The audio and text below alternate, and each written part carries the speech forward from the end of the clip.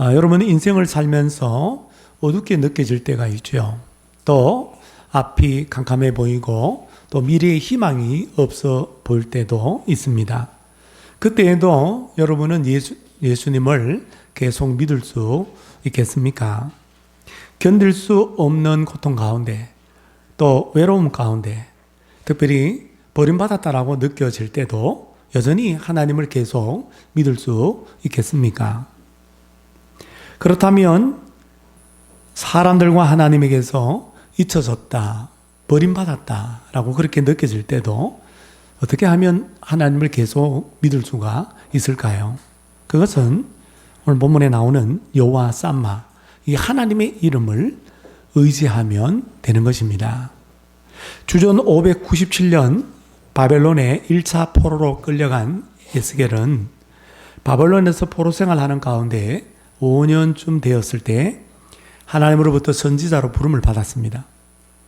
남유다 백성은 10,000명 정도 그렇게 포로로 잡혀 있었는데요. 거기서 70년을 더 포로 생활을 해야 돼요. 예레미야를 통해서 하나님은 70년 포로 생활을 말씀하셨기 때문입니다. 근데 하나님은 이미 그들과 함께 하지 않습니다. 그들은 에스겔을 통해서 말씀을 듣습니다.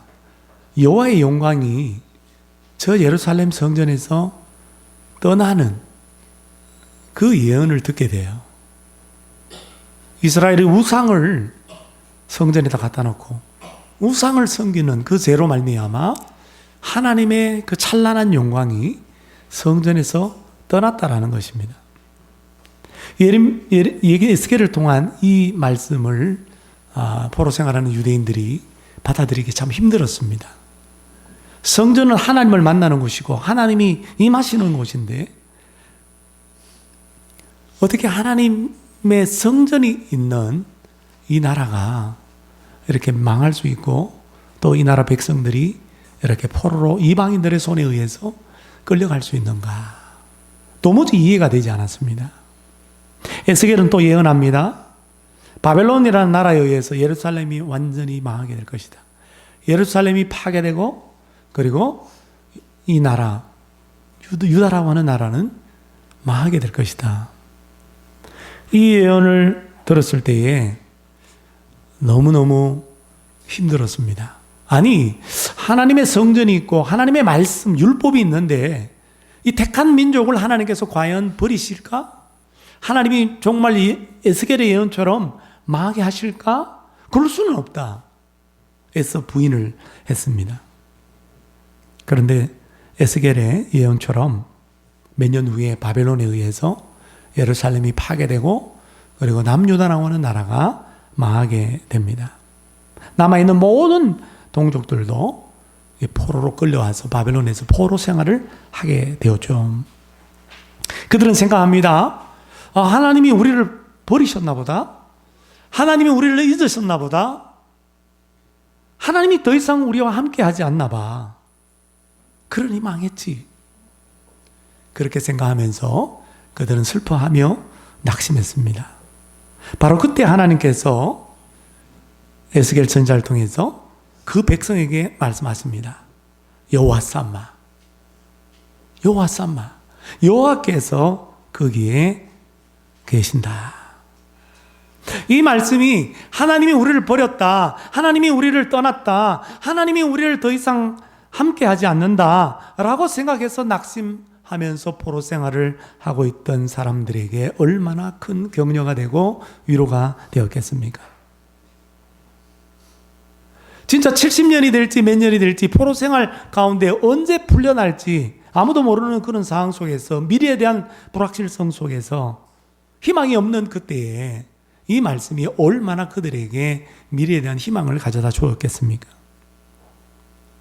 오늘 우리의 삶이 어렵고 어둡고 또 희망이 없어 보일 때 그때 여러분 사람들과 하나님으로부터 내가 잊혀진 존재가 되었구나, 나는 버림받았구나 이렇게 느낄 때 하나님은 동일하게 그 유다 백성들에게 하신 말씀처럼 우리에게도 말씀하시는 줄로 믿습니다. 여호와 쌈마, 여호와께서 거기에 계시도다. 사랑하는 여러분, 여호와 삼마, 여호와께서 거기에 계시다라는 이 말씀을 통해서 여러분 어둡고 캄캄하고 희망이 없어 보일 때도, 하나님 나를 버렸다라는 그런 감정이 들 때에도 여호와 삼마, 그 하나님의 이름을 계속 신뢰하고 미래에 대한 희망의 끈을 놓지 않고 계속해서 그 환난 가운데 버티고 이겨서 여러분 살아나가는 우리 모두가 되시기를 축복합니다. 그렇다면 여호와 삼마라고는 하나님의 이름은 오늘 우리에게 어떤 의미가 있을까요? 첫째로, 하나님은 나의 환난 중에 함께 계십니다. 고난과 고통이라고 하는 것은 나의 믿음에 항상 스크래치를 남겨요. 믿음이 좋다가도 고난과 고통이 계속 지속되면 우리의 믿음에 손상이 입혀지게 됩니다.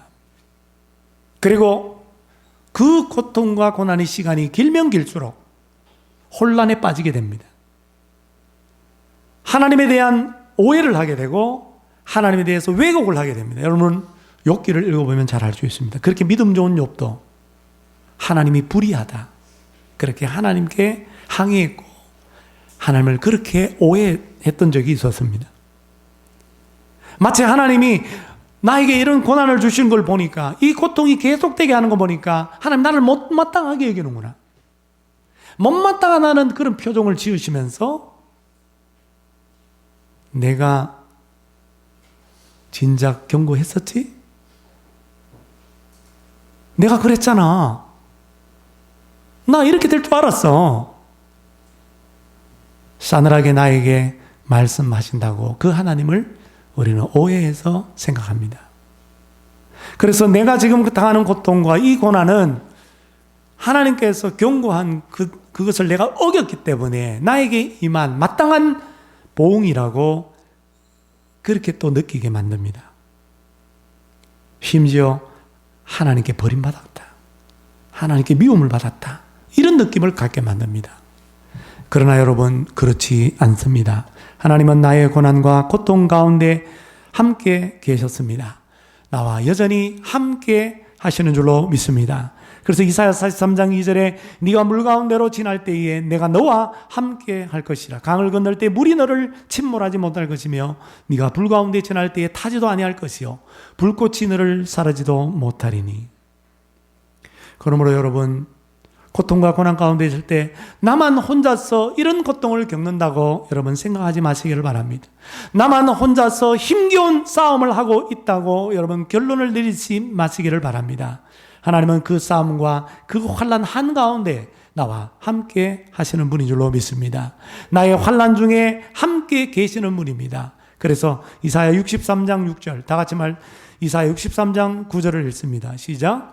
그들의 모든 환난에 동참하사 자기 앞에 사자로 하여금 그들을 구원하시며 그의 사랑과 그의 자비로 그들을 구원하시고 옛적 모든 날에 그들을 드시며 안으셨으나.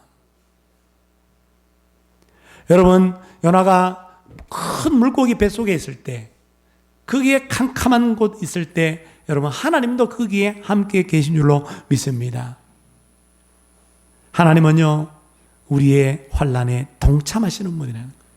내가 수술 받을 때 내 옆에 아무도 없고 의사밖에 없지만은, 그러나 내 옆에서 내가 아파 눈물을 흘릴 때 옆에서 함께 눈물 흘리시는 분, 함께 나의 고난에 동참하시는 분이 여러분 여호와 삼마 우리 하나님이신 줄로 믿습니다.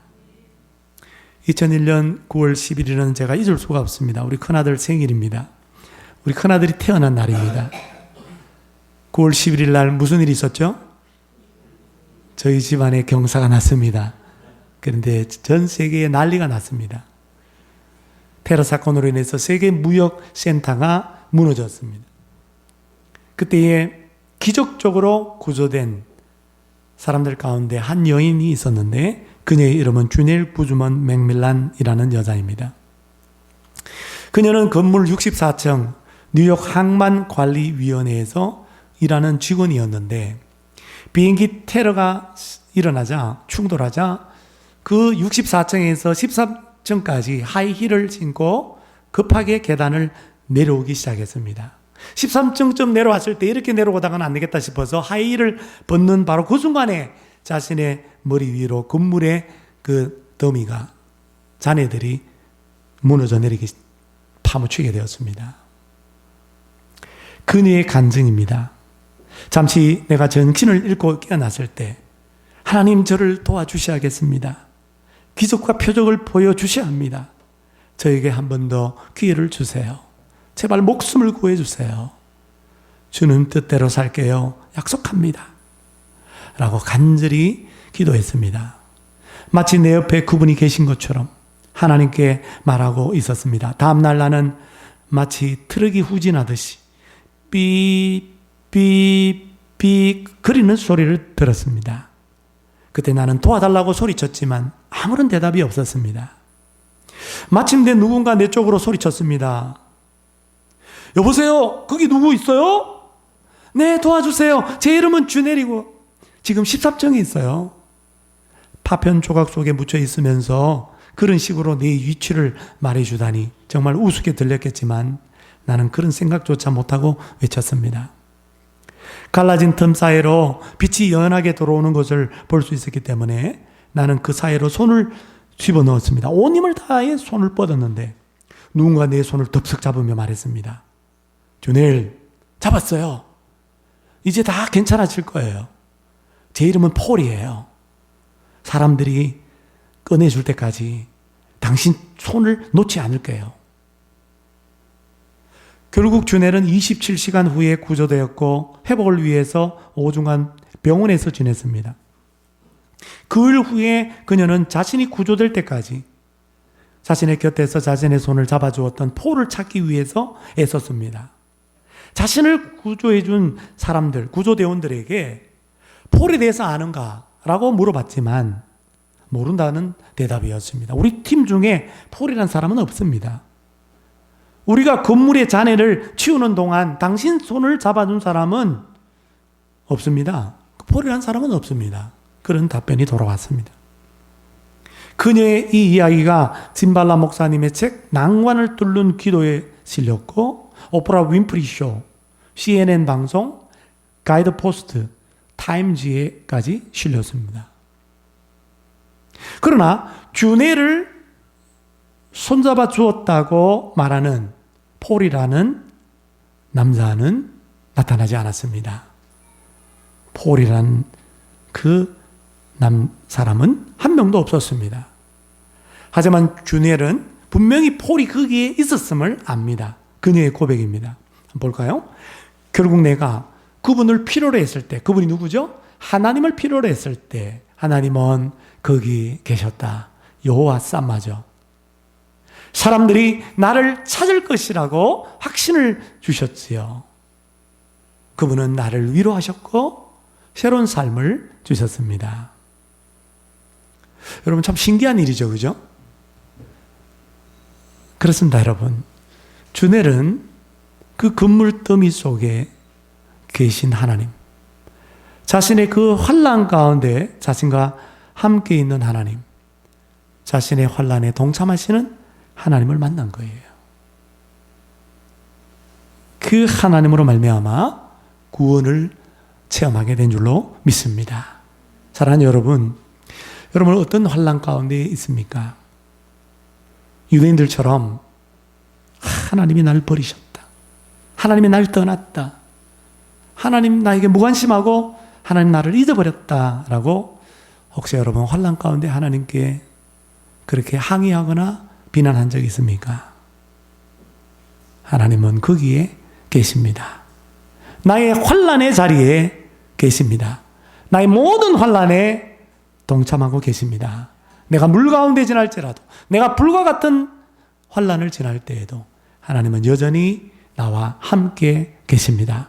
그러므로 하나님이 나를 버리셨다, 하나님이 나를 잊어버렸다, 하나님이 나를 사랑하지 않는다 라고 비난했던 그 모든 잘못을 이 시간 주님 앞에 고백하고 회개할 수 있기를 바랍니다. 두 번째, 여호와 쌈마가 우리에게 주는 의미는 예수님이 여호와의 쌈마, 여호와 쌈마가 되십니다.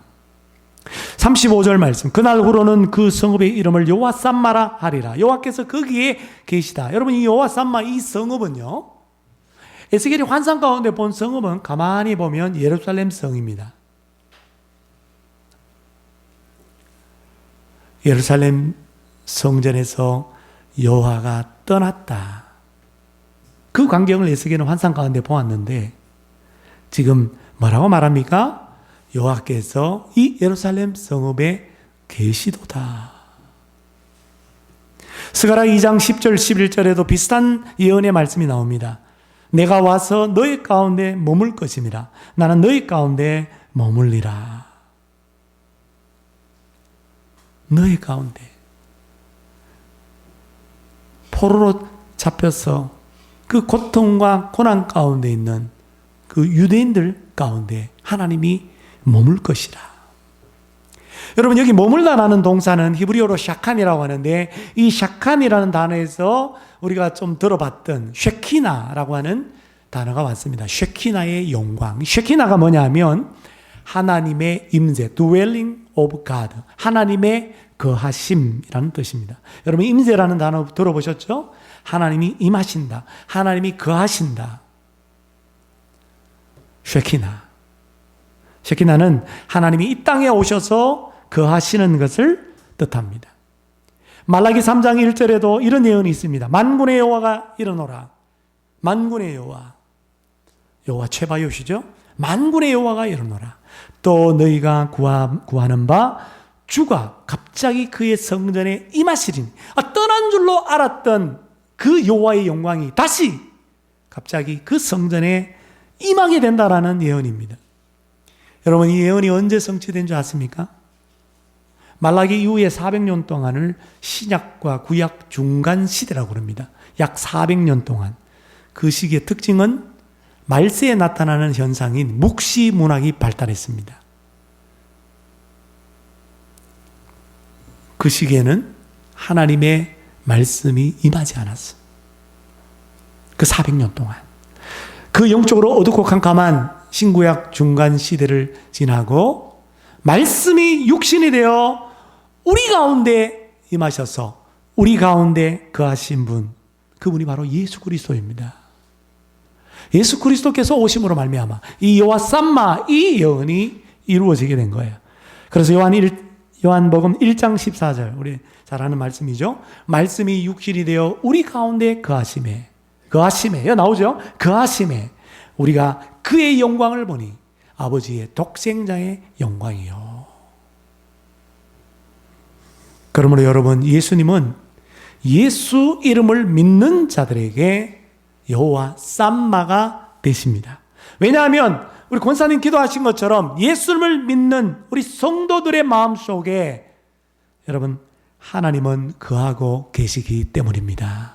성령으로 거하고 계시기 때문입니다. 할렐루야. 여호와 삼마 되신 예수님은 임마누엘이라는 이름을 갖고 계십니다. 그래서 마태복음 1장 23절에 보라, 처녀가 잉태하여 아들을 낳을 것이요 그 이름을 임마누엘이라 하리라 하셨으니, 이는 번역한즉 하나님이 우리와 함께 계시도다. 예수님이 이 땅에 오심으로 말미암아 많은 사람들이 하나님이 우리와 함께 계신다라는 것을 알게 되었다라는 거예요. 하나님이 우리와 함께 계시다라는 이 약속은 하나님께서 인간에게 하신 가장 큰 약속입니다. 우리에게 주신 이 하나님의 약속이 바로 예수 그리스도 안에서 성취된 줄로 믿습니다. 그렇다면 예수님을 믿고 예수님이 여호와 삼마가 된 사람들, 오늘 저와 여러분들은 어떤 삶을 살아야 합니까? 마지막 적용으로 여러분에게 말씀드립니다. 사람들로부터 너에게서 예수를 본다, 이런 말을 듣는 삶을 살아야 합니다. 믿지 않는 사람들로부터, 주변에 있는 사람들로부터 너의 삶을 보니까 너의 안에 예수가 보이는구나, 내가 예수를 본다 라고 하는 이런 말을 듣는 삶을 살아야 된다는 거예요. 여러분, 우리는요 하나님의 임재를 경험하는 사람이에요. 오늘 예배 가운데 여러분, 하나님이 임하신 줄로 믿습니다. 하나님 내 곁에 계시는 줄로 믿습니다. 내 안에서 역사하시는 줄로 믿습니다. 이런 임재를 경험하는 사람, 그 임재를 기뻐하는 사람이에요. 그러므로 그 임재를 또한 이 세상 가운데 드러내는 사람입니다. 왜냐하면 우리는 하나님이 거하는 성전이기 때문입니다. 그래서 에베소서 2장 22절, 너희도 성령 안에서 하나님의 거하실 처소라고 말씀하고 성령의 능력으로 말미암아 하나님이 우리 안에 거하신다라는 뜻입니다. 고린도전서 3장 16절에도 너희는 너희가 하나님의 성전인 것과 하나님의 성령이 너희 안에 계시는 것을 알지 못하느냐. 예수 믿는 우리는 우리 안에 여러분 하나님의 영 성령이 계시는 거하시는 머무시는 하나님의 성전이라는 거예요. 참된 성전은 예수 그리스도이십니다. 예수 그리스도를 믿는 우리 모든 성도들도 여러분 성전인 줄로 믿습니다. 그렇다고 한다면 우리가 성전이라고 할 때 우리가 어떻게 하나님의 임재를 드러낼 수 있을까요? 사람들이 어떻게 너에게서 예수를 본다, 너에게서 하나님이 임재한다는 것을 알 수 있을까요? 마태복음 25장 35절 36절 제가 읽겠습니다. 내가 줄일 때 너희가 먹을 것을 주었고 목마를 때 마시게 하였고 나그네 되었을 때 영접하였고 헐벗을 때 옷을 입혔고 병들었을 때 돌보았고 옥에 갇혔을 때 와서 보았느니라. 마태복음 25장에 나오는 양과 염소의 비유. 염소는 주님의 왼편에, 양은 주님의 오른편에. 양은 의인이고 그리고 염소는 악인. 오늘 의인을 향해서 우리 예수님이 하신 말씀이에요. 예수 그리스도 내가 굶었을 때 먹을 것 줬고 너는 내가 목마를 때 마시게 해줬고 너는 내가 나그네 됐을 때 영접해 줬고 내가 헐벗을 때 너는 옷을 가져다 줬고 내가 목마를 때 병들을 때 네가 돌아보았고 내가 옥에 갇혔을 때 와서 보았느니라. 그 의인이 하는 말이 아니 주님 내가 이렇게 언제 했는데요? 나 기억이 안 납니다. 그랬더니 예수님 하신 말씀이 마태복음 25장 40절에 내가 진실로 너희에게 이르노니 너희가 여기 있는 내 형제 중에 지극히 작은 자에게 한 것이 곧 내게 한 것이니라. 지극히 작은 자가 누구예요?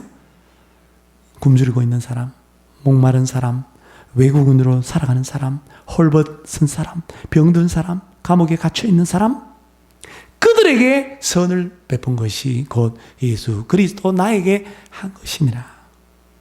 그러므로 우리가 굶주린 자를 먹이고 이방인들을 환영하고 가난한 자를 입히고 아픈 자를 치유하고 갇힌 자를 돌보는 그 일을 우리가 하게 될 때에 사람들이 곁에서 그걸 보고 너에게서 예수를 보는구나. 너에게서 하나님의 임재를 느끼게 된다. 속으로 그렇게 말하게 될 것입니다. 미국 기독교 베스트셀러 작가인 고든 맥도날드 목사님이 쓴 책 하나님이 축복하는 삶에 나오는 이야기입니다. 고든 목사님이 저는 이분을 한번 부목사 때 이렇게 초청해서 설교를 들은 적이 있는데요. 이분이 이 성경 공부를 인도했는데 특별히 버스 운전 기사들을 데리고 성경 공부를 미국에서 인도를 했답니다. 그런데 어느 날 버스 기사들에게 도전을 주는 거예요. 여러분, 내일 아침 여러분이 버스에 올라가서 첫 손님을 태우기 전에 그 운전석에서 뒤를 바라보면 승객들 좌석들이 있는데 그 비어있는 좌석들을 쳐다보면서 이렇게 외치십시오. 예수 그리스도의 이름으로 지금부터 내가 이 버스를 운전하는 8시간 동안 이 버스를 성소로 선포하노라. 그리고 이 성소에 들어오는 모든 사람들, 손님들은 그들이 알든지 모르든지 나를 통해서 예수 그리스도의 사랑을 경험하게 될 것을 선포하노라. 이렇게 외치고 운전하라는 거예요.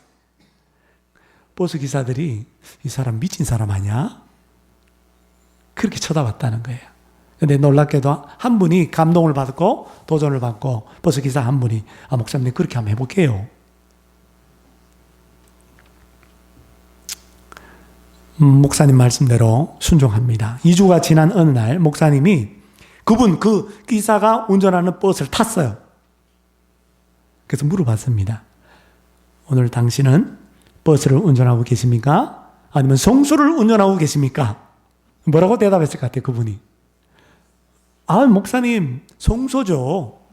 성소를 운전하고 있고 말고요. 몇 달이 지나고 난 다음에 성경 공부가 다시 모였어요. 버스 기사들 같이 성경 공부 모였는데 이분이 간증을 합니다. 목사님 말씀대로 제가 지금까지 해봤는데요. 진짜 효과가 있어요. 효과가 나타났어요. 날마다 내 버스를 성소로 선포하고 그렇게 성소로 바꾸자. 일단 내가 일하는 태도와 일하는 방식이 완전히 달라졌습니다. 내가 변했습니다. 근데요, 참 희한한 일이 있었어요. 하루는 어떤 남자가 이 버스를 탔는데 가다가 종착구역이 아닌데 거기 내려달라는 거예요. 그래서 이 불법 정차지에게는 못 내려드립니다 라고 그렇게 말했더니 이 남자가 막 화를 버럭 내면서 입에 담지 못할 욕을 막 자기 자신에게 막 퍼붓더라는 거예요. 평소 같으면은 내 성질에 한바탕 싸울 텐데 그날 아침도 그 버스를 향해서 성소라고 선포를 했는데 그 선포를 했기 때문에 목사님 성소에서는 싸울 수 없잖아요. 성전에서는 싸울 수 없잖아요. 그래 안 싸웠어. 그래 꾹 참고 다음 정거장에서 그 남자를 이렇게 내려주면서 뭐 화가 났죠. 울그럭울그럭 화가 나고 계속 욕은 그냥 계속 하고 있었지만 선생님 좋은 하루 보내시길 바랍니다. 제 차에 타주셔서 너무너무 감사합니다. 이렇게 인사를 했다는 거예요. 그랬더니 이 광경을 다 지켜보던 뒷좌석에 앉은 기사 뒤에 앉아있는 아주머니 승객이 놀라서 기사에게 묻는 거예요. 아니 저런 못된 인간, 저런 진짜 쓰레기 같은 인간한테 어떻게 그렇게 잘해줄 수가 있어요? 그랬더니 이분이 이렇게 대답했대요. 나는 지금 버스를 운전한 것이 아니라 지금 성소를 운전하고 있기 때문입니다. 그 말을 들은 버스 승객들이 다 감동을 받았어. 기독교 신앙을 가진 분은 그게 무슨 말인지 다 아니까 다 감동을 받았어. 이거를 버스 기사들 성경 공부에서 간증을 하니까요. 미친 사람 쳐다보던 이 버스 기사들이 너도 나도 해보겠다고 나도 내일부터 당장 해보겠다고 그렇게 다짐을 하고 결단을 했다라는 거예요. 그래서 이 버스 그 회사에서 한동안 이 성소 운동이 벌어졌다는 거예요. 이 버스 탈 때 여러분 그냥 일반 버스가 아닙니다, 여러분. 그런 신앙인을 만나면요, 그것은 성소예요. 여러분 그렇습니다. 우리가 있는 곳 어디에든지 여러분이 가정에 있든 교회에 있든 아니면 일터에 있든 그 일터를 여러분들이 성소로 선포하십시오. 그리고 성소 선포하고 정말 하나님이 임재하시는 것을 느끼면서 정직하게 성실하게 그렇게 살아보십시오. 그러면 그걸 지켜보던 사람들로부터 너에게서 예수님을 본다 라는 말을 듣게 될 것입니다. 사랑하는 여러분, 우리는 사실 속일 수는 없어요. 하나님이 나의 삶에 임재하고 계시는 것처럼 꾸밀 수 없어요. 사람들이 날 만나면 다 알아요. 그게 꾸미는 건지 다 알아요. 여러분, 다른 사람들로부터, 특별히 안 믿는 사람들로부터 너에게서 예수님을 본다, 이런 말을 여러분 듣고 살고 계십니까? 너를 보니까 하나님을 보는 것 같아. 혹시 이런 칭찬을 듣고 살고 계십니까?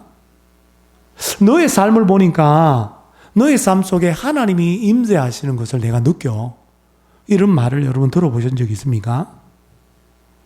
여러분이 어디에서 무슨 일을 하든지 이제 여러분 그곳이 하나님이 임하시는, 하나님이 거하시는 여러분 성소라고 여러분 먼저 외칠 수 있기를 바랍니다. 선포하시기를 바랍니다. 그리고 여러분 그곳에서, 그 성소잖아요. 그 성소에서 정말 하나님 앞에서 하나님의 임재를 느끼면서 하나님의 동행하심을 느끼면서 정직하고 성실하게 그렇게 사역하시길 바랍니다.